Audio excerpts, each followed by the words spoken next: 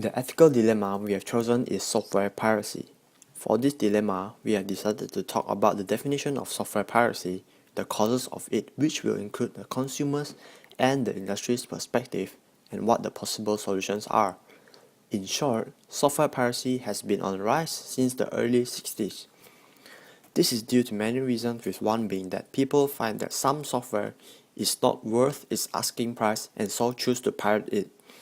This has gradually raised a culture of pirating, where it almost seems noble to release proprietary software for free to the masses. With the famous websites like the Pirate Bay encouraging these actions, it does not seem like this trend will be dying off in the near future. In addition, possible solutions to software piracy will be discussed as well. Software piracy is defined as the unauthorized copying of software. Most retail programs are licensed for use at just one computer site or for use by only one user at any time. By buying the software, you become a licensed user rather than an owner. You are allowed to make copies of the program for backup purposes, but it is against the law to distribute copies to friends or colleagues. Software piracy is a major issue in the US and Europe, but it is rampant in the rest of the world where major applications are routinely copied by the thousands for resale. Why do people choose to pirate software? From a consumer's perspective, the simple answer would be because they don't want to pay for it. Anything free would be good, especially when the law against owning pirated software is virtually non-existent for consumers. They would find that there is no actual need to legally purchase software. Another reason would be that they simply cannot afford the software. In some countries, software can cost as much as a month's wage. Thus, people will turn to an alternative method to getting their desired software. In addition, people with an internet access can simply do a search for any software on torrenting sites.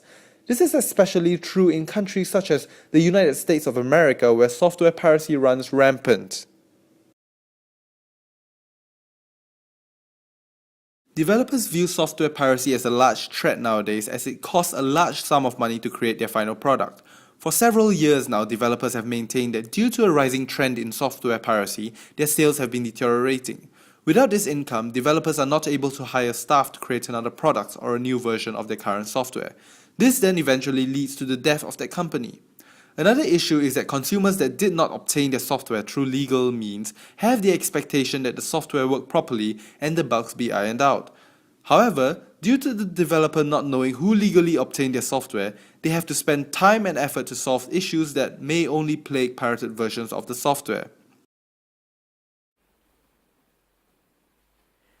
An ongoing method to stop piracy that developers and publishers have been using is to sue the distributor of the software. The way they track the perpetrator is to base it on his or her IP address. So far, this has brought little success, as using an IP address to track the person brings about a whole other set of issues, such as reliability of the IP address in identifying the person, or if the owner of the computer was the one who pirated the software. Another method that has seen an increased usage is DRM software. DRM stands for Digital Rights Management, and it comes in many different forms, the most common being an internet connection to verify the validity of the software itself. However, this has proven to be a nuisance to the end user instead. A large wave of complaints have spread over the usage of this method, as it has been known to disrupt the operations of a software and in some cases, declare the customer a pirate. Offering the customer a discount to attract them is one of the possible ways to encourage the customer to purchase the software. In this case, a customer would be interested in sales, extended packages, clearance, or limited exclusive editions, so that come with the products, for example like ebooks, games, music, films, antivirus, utility, or so on. In fact, the industrial companies have been using this as a solution to reduce software piracy. For example, EB Games usually offers deals for games. They also have a trade and sale feature, which is an excellent idea for customers who are looking for experience to game without paying the price for the new game.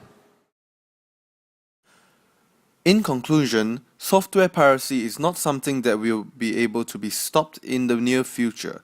It is up to the developers and publishers to be smart about it and find ways to outsmart the pirate without punishing their customers.